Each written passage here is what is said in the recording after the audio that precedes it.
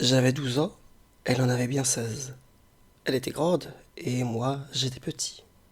Pour lui parler le soir, plus à mon aise, moi, j'attendais que sa mère sortît. Puis je venais m'asseoir près de sa chaise, pour lui parler le soir, plus à mon aise. Que de printemps passés avec leurs fleurs, que de feux morts et que de tombes closes. Se souvient-on qu'il fut jadis des cœurs? Se souvient-on qu'il fut jadis des roses? Elle m'aimait, je l'aimais. Nous étions deux purs enfants, de parfums, de rayons. Dieu l'avait fait ange, fée et princesse.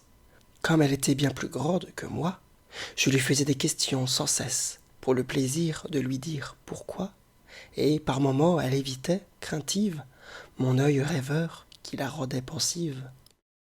Plus j'étalais mon savoir enfantin, mes jeux, la balle et la toupie agile, j'étais tout fier d'apprendre le latin. Je lui montrais mon Phèdre et mon Virgile. Je bravais tout, rien ne me faisait mal. Je lui disais, mon père est général. Quoi qu'on soit femme, il faut parfois qu'on lise dans le latin, qu'on épelle en rêvant pour lui traduire un verset à l'église. Je me penchais sur son livre souvent. Un ange ouvrait sur nous son aile blanche quand nous étions à Vêpres le dimanche. Elle disait de moi, c'est un enfant. Je l'appelais Mademoiselle Lise.